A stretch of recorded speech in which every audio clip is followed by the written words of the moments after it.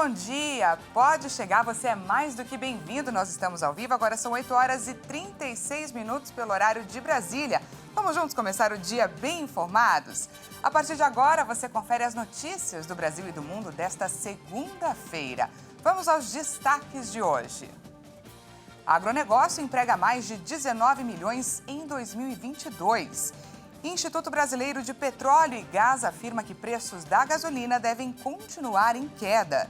Nos destaques internacionais, ao menos 10 pessoas morreram em uma série de ataques com faca neste fim de semana no Canadá. E ainda, namorada do homem que atacou Cristina Kirchner é presa na Argentina. Tudo isso a partir de agora. Mais de 19 milhões de brasileiros trabalham no segmento do agronegócio. Uma pesquisa indicou o aumento de quase 5% em comparação com o ano passado. Vamos conferir.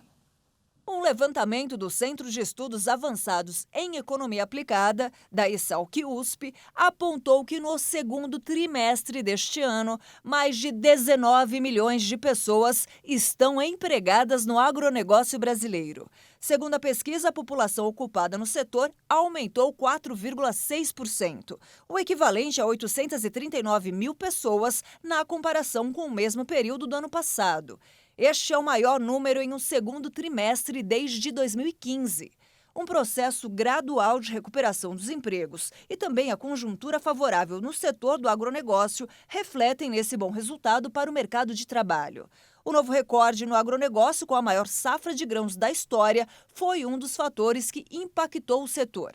A chamada safrinha de milho, antes considerada uma espécie de xepa, apenas para manter o solo coberto, ganhou importância à medida que a produção se sofisticou e agregou tecnologia.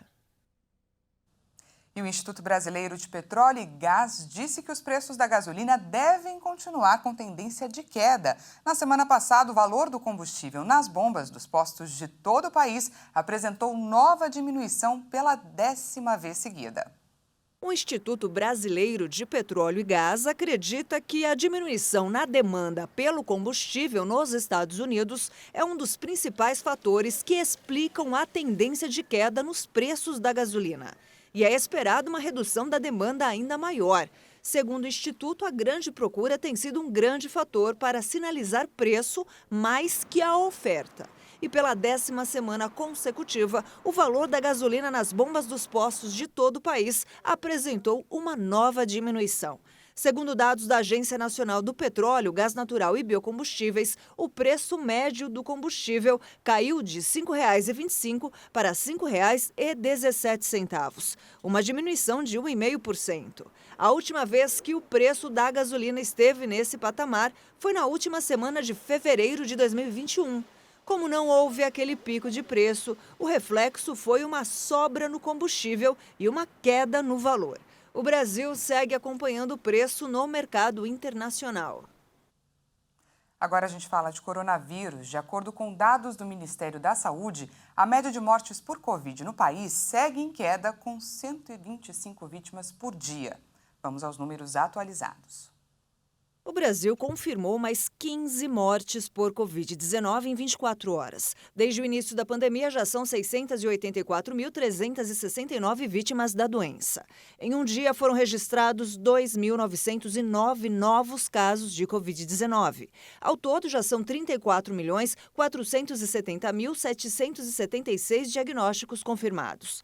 Com tendência de queda e variação de menos 21% em relação a 2 semanas, a média móvel de mortes chegou a 125 vítimas diárias. Já a média de casos na última semana foi de 12.290 registros por dia. Esses dados mostram uma tendência de queda, com variação de menos 25% em relação a 2 semanas. É importante destacar que, de acordo com o Ministério da Saúde, Distrito Federal, Maranhão, Minas Gerais, Mato Grosso, Rio de Janeiro, Roraima, Pernambuco e Tocantins não atualizaram os dados nesse domingo. E agora vamos falar sobre a vacinação aqui no Brasil. O número de doses de vacinas aplicadas contra a Covid já passa de 470.740.000. Vamos entender melhor esse avanço? olhando, é claro, o nosso vacinômetro.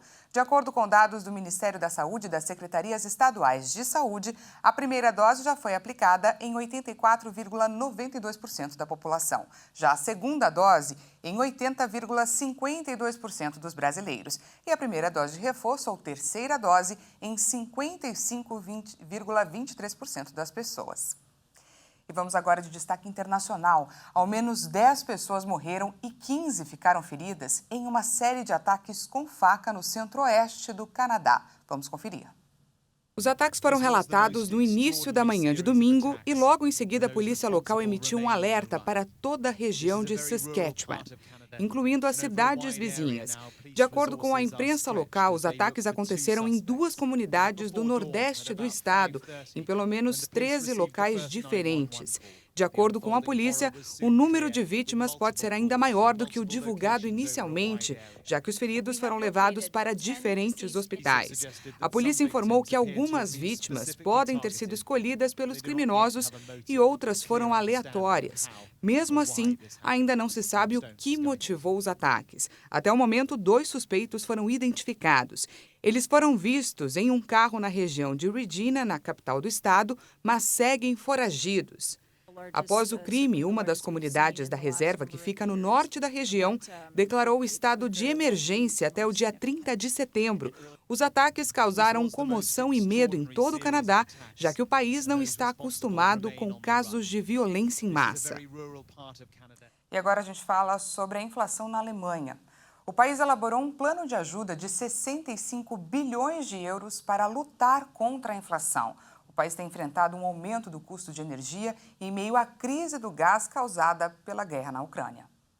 O documento foi elaborado após semanas de negociações entre os 3 partidos da coalizão do chanceler social-democrata Olaf Scholz.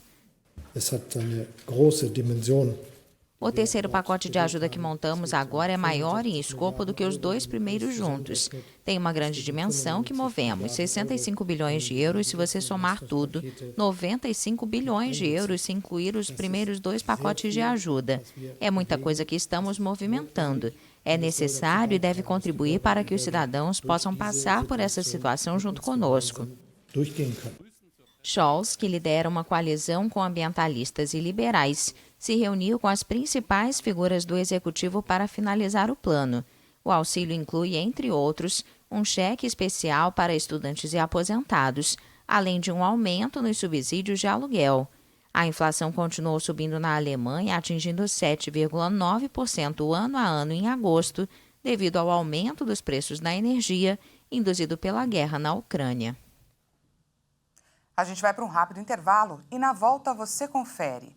Namorada do homem que atacou Cristina Kirchner é presa na Argentina. Nós voltamos já.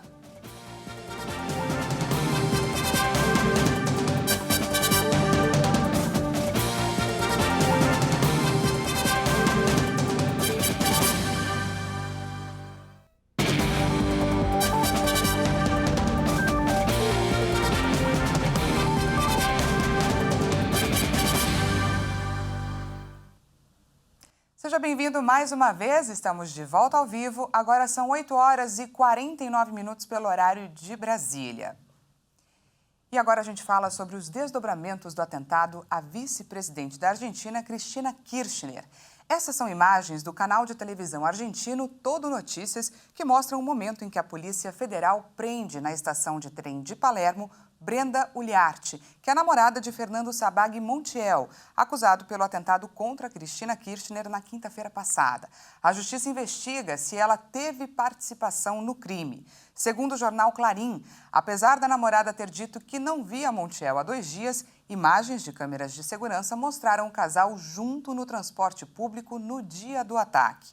E neste final de semana, durante uma força-tarefa para desbloquear o celular de Fernando Sabag Montiel, o aparelho foi resetado, ou seja, voltou às configurações originais de fábrica e perdeu os dados armazenados ali. Vamos relembrar agora o caso rapidamente. Fernando Sabag Montiel tentou assassinar a vice-presidente da Argentina na última quinta-feira, quando ela chegava em sua casa. O atirador, de 35 anos, apontou uma pistola para o rosto dela, mas a arma não disparou. E neste domingo, os chilenos votaram em plebiscito e rejeitaram, por ampla maioria, a proposta da nova Constituição. Com isso, continua válida a carta em vigor desde a época da ditadura de Augusto Pinochet. 61,86% dos eleitores rejeitaram o texto de uma nova Constituição. Apenas 38,14% do eleitorado votaram a favor. O resultado contra o conteúdo da nova Carta Magna causou surpresa entre políticos e analistas. A vitória do voto contra era esperada, mas ninguém previu que fosse por uma margem tão ampla. Pela primeira vez em mais de uma década, o comparecimento às urnas foi obrigatório, sob pena de uma multa máxima de 180 mil pesos, cerca de R$1.000. E a participação foi recorde, contou com cerca de 13 milhões de eleitores. O plebiscito para substituir a atual Constituição de 1980, do regime de Augusto Pinochet, e que recebeu reformas no governo de Ricardo Lagos em 2005, foi convocado após os fortes protestos de 2019 no país. Em 2020, havia sido realizado um referendo para saber se os chilenos queriam mesmo uma nova Carta Magna. Na ocasião, quase 80% responderam a favor de haver um novo texto. Na noite deste domingo, em discurso à nação, o presidente Gabriel Boric diz que o resultado mostrou que o povo ficou insatisfeito com a proposta realizada pela Convenção Constitucional, mas deixou claro que o processo para uma nova Carta Magna deve continuar. Enquanto isso, a Constituição de 1980 ainda vigora no país. E faltam 76 dias para a Copa do Mundo. No boletim Esquenta Qatar 2022, Leonardo Félix vai nos ajudar a relembrar o Mundial da Inglaterra, em 1966. Essa foi a única Copa conquistada pelos criadores do futebol e revelou para o planeta o artilheiro português Eusébio. Olá pessoal, este é o Esquenta Qatar 2022 e vamos para mais informações e curiosidades da Copa do Mundo aqui na nossa programação. O papo é sobre a Copa de 1966, realizada na Inglaterra. Este Mundial foi marcado pela polêmica e pelo primeiro e único título dos criadores do futebol.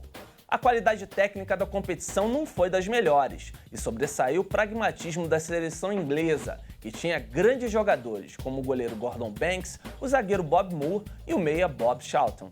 O English Team ainda teve uma mãozinha da arbitragem nas quartas de final contra a Argentina e na decisão contra a Alemanha Ocidental. Uma das sensações do torneio foi Portugal, que estreou em mundiais, e também teve o seu líder, o artilheiro Eusébio, com 9 gols. Já o Brasil decepcionou, ganhou apenas na estreia por 2-0 da Bulgária e foi eliminado ainda na primeira fase, após 2 derrotas por 3-1 para a Hungria e Portugal.